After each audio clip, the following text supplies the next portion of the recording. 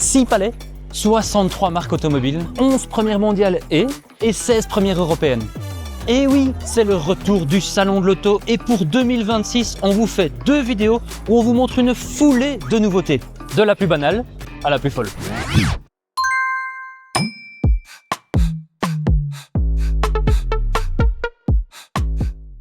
Commençons par le commencement, au propre comme au figuré, car la première chose qu'on voit en arrivant, c'est le patio rempli de Mercedes.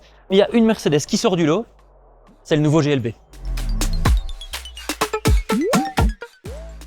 Enfin, son vrai nom, c'est plutôt le GLB avec technologie EQ, car oui, maintenant le GLB est devenu 100% électrique. Il veut nous faire oublier son prédécesseur, le EQB, avec des technologies impressionnantes, des moteurs ultra économes, un réseau de bord 800 volts et une grosse batterie de 85 kWh. Et oui, comme la nouvelle CLA. Résultat, une autonomie allant jusqu'à 631 km et une charge ultra rapide qui monte jusqu'à 320 kW. Et si vous voulez quelque chose de plus grand, Mercedes profite aussi du salon pour introduire son nouveau GLC entièrement électrique, lui aussi, avec sa jolie calandre.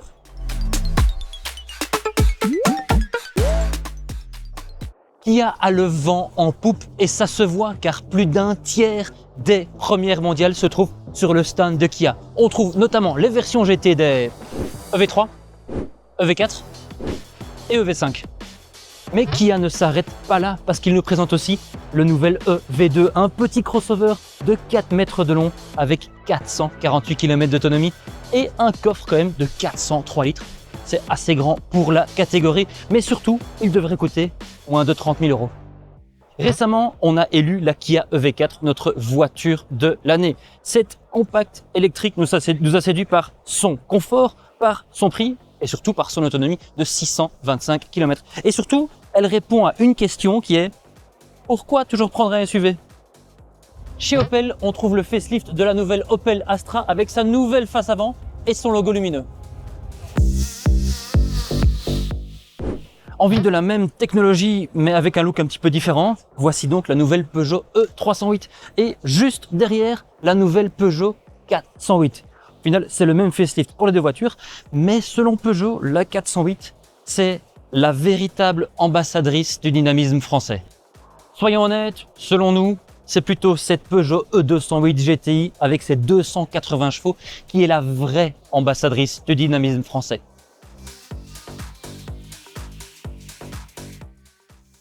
Pendant que Peugeot électrifie sa GTI, Citroën, on ne sait pas ce qu'ils font, à mon avis, ils en fument de la bonne. La nouveauté sur le stand Citroën, c'est le concept car Hello, l'enfant illégitime entre une McLaren F1 et une Fiat Multipla. Il y a 6 places et une position de conduite centrale. Alors que la française n'est encore qu'un concept, il y a une autre voiture assez intéressante, un autre monospace, mais pour ça, il faut aller chez Fiat. Et oui, voici le nouveau Cubo L, un ludospace 7 places avec un moteur diesel sous le capot. Est-ce qu'on est de retour dans les années 90 ? Et c'est pas tout, parce qu'il y a aussi des nouveautés chez Alfa Romeo, chez Abarth, chez DS, chez Jeep, chez Maserati, et chez Fiat Professionnel, et chez Peugeot, et chez Opel, et chez... Pendant ce temps-là, Mazda continue son petit bonhomme de chemin électrique, car après la 6e présentée en 2025, c'est au tour du SUV, le CX-6e. Le nouveau CX-6e peut être considéré comme l'alternative électrique au CX-5, qui, soit dit en passant, est tout neuf et présenté en première européenne au salon. Mais par contre, celui-ci, il est entièrement électrique, il a le look d'un concept car, une autonomie de près de 500 km et il coûte à peine 46 290 €. Pour avoir plus d'infos, la vidéo détaillée, elle est ici, dans le coin, là. Je sais pas si vous voyez, dans le coin, il y a un truc. Chez MG, c'est la folie des SUV, mais c'est carrément la folie des SUV électriques. Car en plus du MG S5, il présente un tout nouveau SUV électrique qui vient, en toute logique, se placer au-dessus du MG S5. Et donc son nom, c'est MG S6. Parce que 6, c'est plus que 5. Plus grand, plus puissant, avec une plus grande autonomie, et tout ça pour un prix, à notre avis, à peine plus élevé. Au final, c'est pas étonnant que MG ait connu une croissance de 40% l'année passée. Oh, j'ai pas eu autant sur mon livret d'épargne. On vous entend déjà tapoter sur vos claviers. Ouais, encore une électrique chinoise. Eh bien, changeons complètement. Enfin, pas complètement parce qu'on reste dans l'électrique, mais on passe chez Hyundai car voici le nouveau Hyundai Staria EV, la plus grande électrique de Hyundai et peut-être la plus grande électrique du salon. Enfin, une voiture dans laquelle je peux bien me mettre. Chez Nissan, ils sont fiers comme des pans parce qu'ils n'ont pas une, pas deux, mais carrément 3 voitures électriques. Bien sûr, il y a l'Ariya qu'on connaît tous déjà, la toute nouvelle Nissan Leaf et la petite dernière, la nouvelle Micra. Mais pour ceux qui ne sont pas encore prêts à recharger ou qui ne savent pas vraiment le faire chez eux, Nissan a sa technologie e-Power, un système hybride un petit peu spécial parce que le moteur essence ne sert simplement qu'à recharger la batterie et ça permet à ce Qashqai e-Power de ne consommer que 5,4 litres au 100.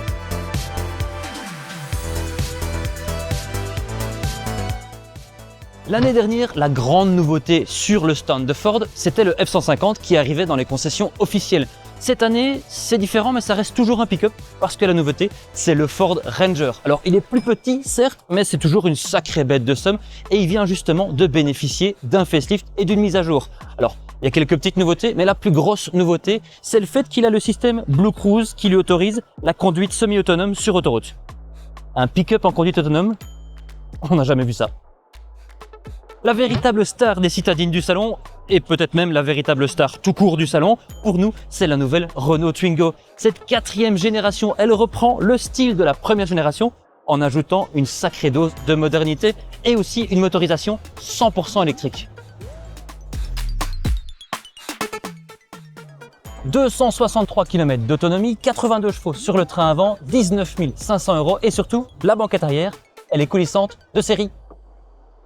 Firefly, c'est une nouvelle marque chinoise qui a débarqué l'année passée chez nous avec une petite citadine qui s'appelle Firefly. Et ils ne sont pas foulés, hein.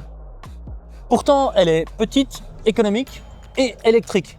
Assez pour recevoir notre prix de surprise de l'année lors de nos awards.